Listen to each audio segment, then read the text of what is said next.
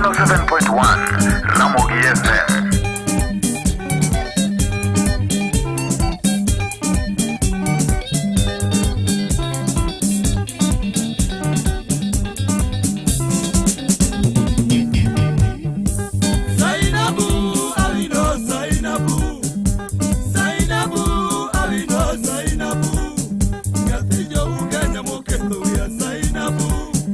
Mane wango nyango TBT lungo kacha ni kabasele kwa nowero kacha Zainabu Awino Zainabu kelo wa esabiri wange marudi Radio Ramogi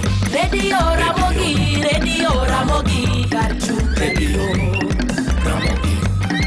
Radio Karchu Ramogi Weche Manien Giroda Odhiambo. Machiegni to mokwongo magithond weche mabende waiko nigi laksechege. Kwana jogo mabende nowito ngimagi e ng'anyo ma nyoro omedore nyaka 15. Johala e gwenge mag Molo kwano lal maduong' to ng'anyo mabende nobagi odiochieng' manyoro e gwenge makono. Tend duol mar buch jodongo Luo opoyo ganda e gwenge mag Nyanza kuom nenyayo kwe e kinde ng'anyo mane obagi odiochieng' manyoro e bombe mopogore pacho kae. Machiegni kwana joma ne owito ngimagi e ng'anyo ma bende nobago odiochieng' manyoro medore nyaka 15 bang' obila yango ni ji 4 mamoko bende ne owito ngimagi e gwenge mag Nyeri, Karatina kod Odhaya. Komishona mar kaunti ma Nyeri Ronald Muiwawi ne owacho ni kuom ji 4 go 2 nyotho e gweng' ma Karatina kama moko 2 bende nyonegi e gwenge mag Odhaya kod mano ma Nyeri. Ji mamoko ne onegi e gwenge mag Ngara, Embakasi Mali, Kanyakla kod Olkalau kachel kod Molo e kaunti Nakuru.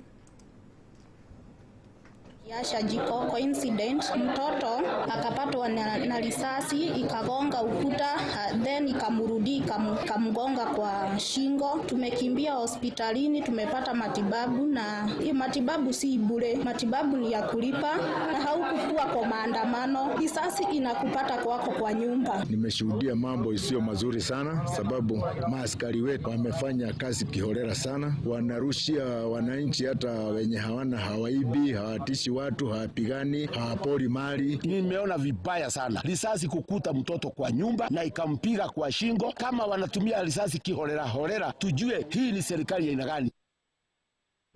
Duol mabendo chungrera ticho nekidonera ticho ganda e pacho kae nyochuo lipota mag ji 400 mabende nyoinyore kama oting'o jofwambo, jong'anyo gi apisa mag obila.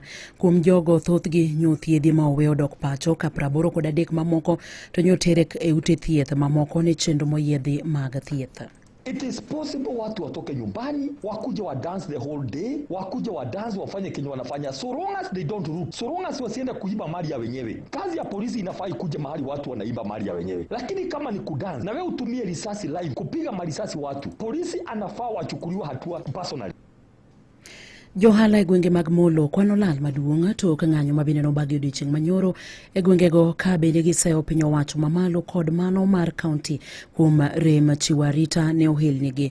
Giywak ni gikia kama koro gibro chomo kata gino mabende gibro timo ka bende giseyudo lala machalo kamano. Wengine tuliweka mpaka vitu zetu zote hapa, tutapata simu, tutapata accessory. Sisi tumesema hata hii serikali hatutaki, sivyo? Tunamtianga kila siku kupata riziki yetu. Sasa kuamka tumekuja tukapata nduka ziko empty, zingine zimechoma, hata tujue tufanye nini na tujui hao watu watarudi shule vipi. Kila mtu alikuwa anajua at least weekend hata kama utakapata kadhao utaendelea mkoia rudi shule pale yule mwalimu atakusitizia, lakini saa hii ni noma. Angalia vile hali iko. Hii ground saa hii imekuwa haje. Kila kitu imetapakaa. Mali zimeibiwa, mali za mamilioni hapa hivi. Tend duol mar buch jodong Luo opoyo ganda e gwenge mag Nyanza kuom nenyayo kwe kinde ng'anyo mar were manyombagi odiochieng' manyoro e pacho kae e bombe mopogore. Ng'anyo no mabende nyoweyo ka ji makwan gi oinga 10 wito ngimagi ka moko mathoth bende nyoyudo hinyruok marach mokalo. Jagoro mar duol no Vitalis Awandu Ondewe opoyo mokalo kwe mabende nyonenore e gwenge mag Nyanza e kinde ng'anyo no kaka ileronwa gi jafwambo marwa George Juma George Amolo Musahinya kantire kaunti ma Siaya.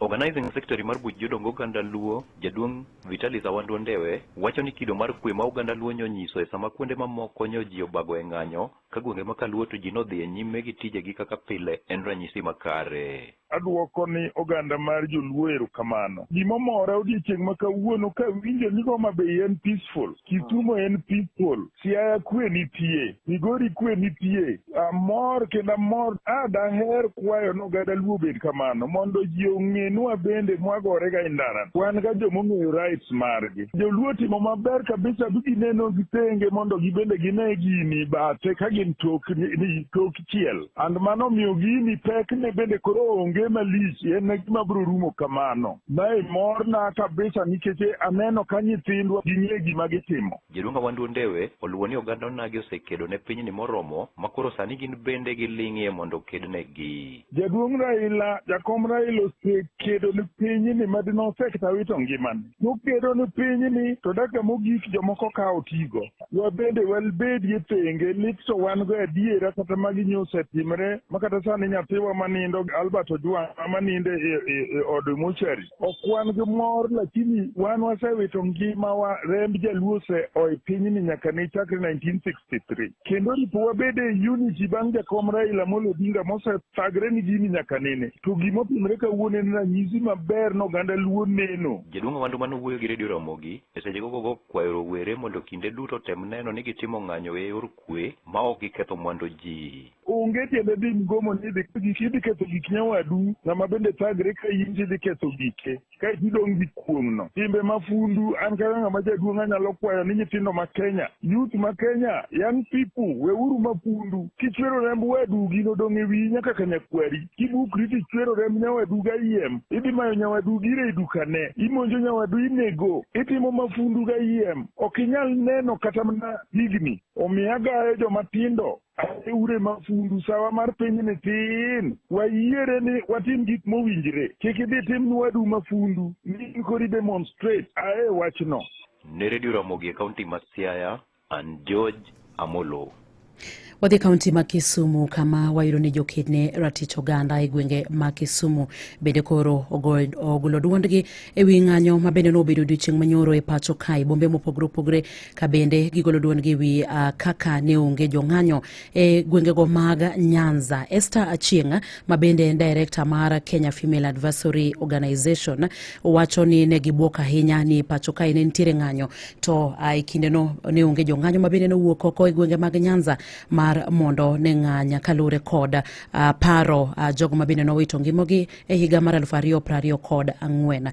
Achieng' wacho ni kata doko ni jatend duond bura mar ODM Raila Odinga ncha ne owacho ni Kenya ka Kenya ni kod ratiro mar ng'anyo to odiochieng' manyoro ne ng'anyo konenore e gwengego mag Nyanza e kaunti ma Kisumu, Siaya, Homa Bay kanyakla kod mano ma Migori.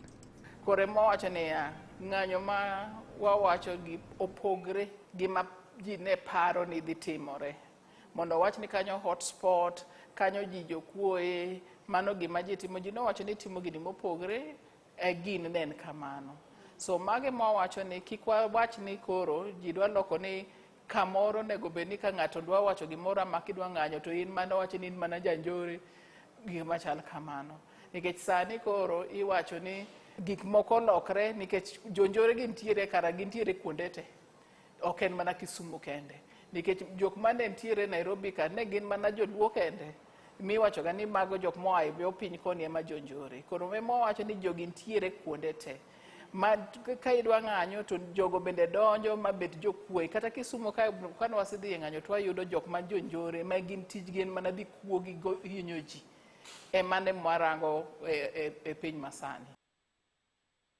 Koloso kod nyakalondo ni Achieng' opoya ahinya rowere ma bende wuok e gwenge ma Kaluo kuom rem chwalo ng'ur margi ka bende gitiyo kod teko mathoth kata kokalo kuom mocho tulo e gwenge mopogore opogore kowacho ni chwalo ratichi kata chwalo ywak mari en mano ma bende nyalo timo e yor kwe ma onge rem moro amora ma bende ochwer. Gisibedo ka gitelo ahinya e wechegi bende koro ka gisibedo ka pile jo koni bende bedo ka telo ahinya ahinya. Jok moko mag piny bende koro omake e wechegi mondo gimbe gidhi nyime. Kuonde moko kata Kisumu kae gik ma ji ok noneno ahinya kata ka ne jok moko wuok. En pile pile mineno ka gik moko ituro, gik moko iketho ma ji paro ni ne dhi timre koni. Ineno ka gigo ok notimre ahinya Kisumu kae kata chiel ma pile pile wani ka jo Kisumu wuok ni dwa timo gimoro to nyaka ne ka gimoro tur bod king'e kaka ng'anyo nitie. Koro ji no wuok to ok notimo gik ma ji paro ni timre ga Kisumu pile. Kata Siaya kuma ne ji ntiere ok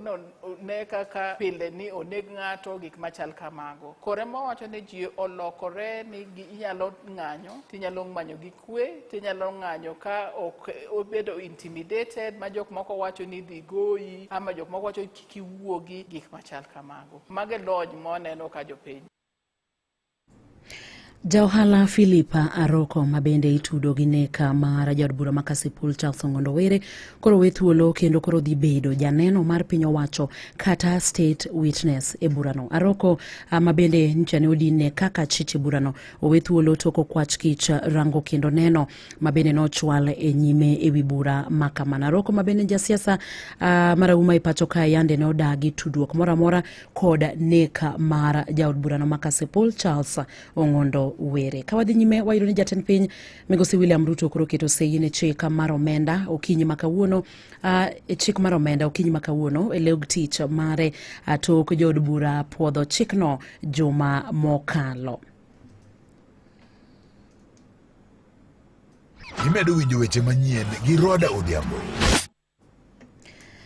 Wadhi kaunti ma Migori kama wayudo ni migawo ma thieth e kaunti ma Migori komakore kod riwruok ma thieth e piny ngima ochako chenro mar chiwo yedhe mag njofni mago mabende biro geng'o tuo mar kachocha kata bilharzia e ward Sang'wen e kaunti no ma Migori. Koke kaunti ma Migori Jojuma miyowa ler mathoth ewi wachni.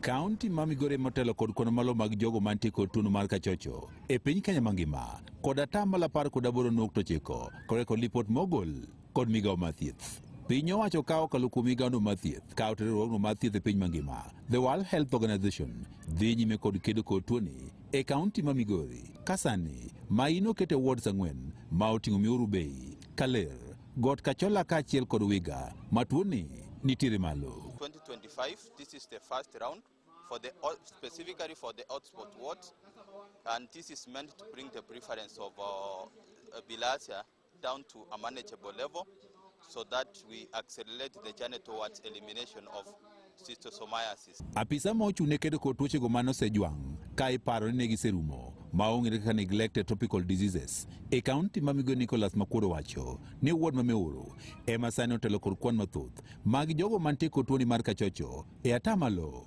68.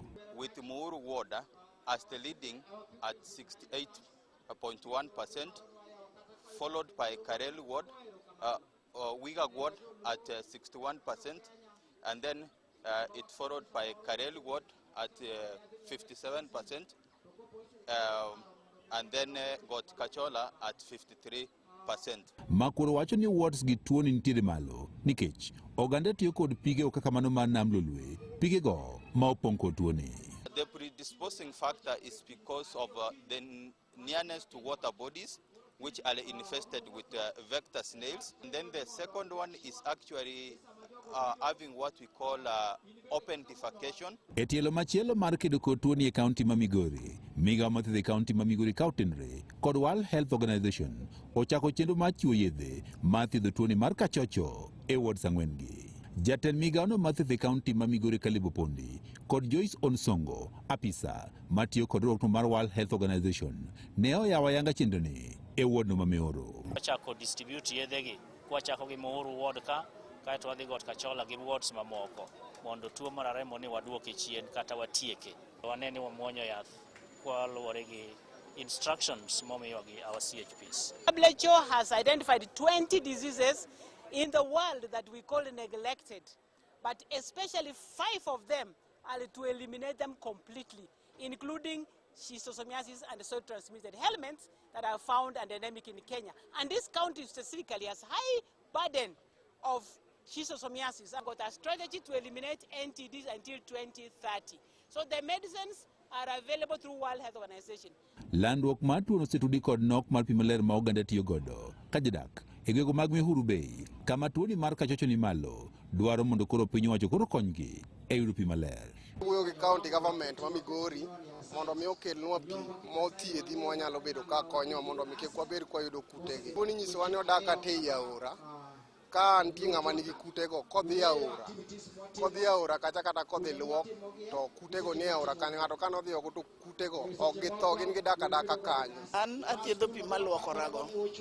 An ok aluokra e nam gi joga te. Koro sama okelna pi nam cha athiedhe nikech an nyamrerwa be an gi yedhe mag thiedho pi. What we call mass drug administration is one very effective way, but it's not the only way to finish these diseases. You must also have water, safe water and sanitation. Kendo temo kono ji ni watiuru gi pi maler, tabia wawe waloki, kik wadhi waluokre e aora, to pi mwamodho be ensure ni obedo maler.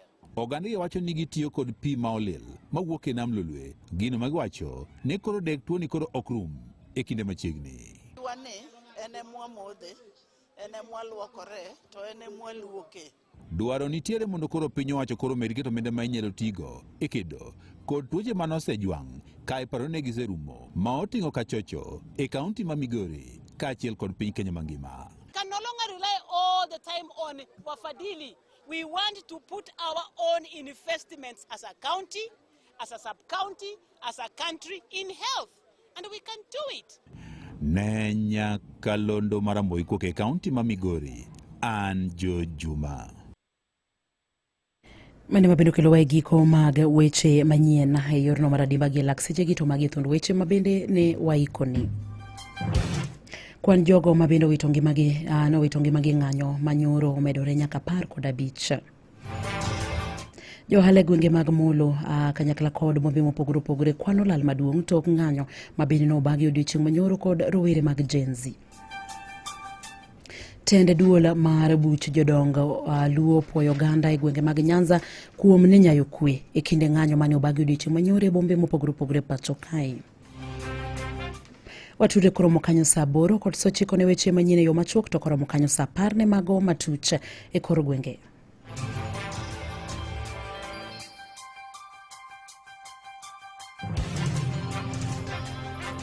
Ramogi Radio Ramogi kar chuny jaluo. Weche tuke e Radio Ramogi. E weche mag tuke ni tuke mag laro simbo mar Lawi Jaoko Foundation ochomo tielo mar quarter finals e rang'iny mar Wos manie kachung'od bura manyatike e kaunti ma Migori. E tuke go mochan chieng' ngeso juma ni Anego United dhi rakore gi tim mar Apilo FC kama toso tugo tim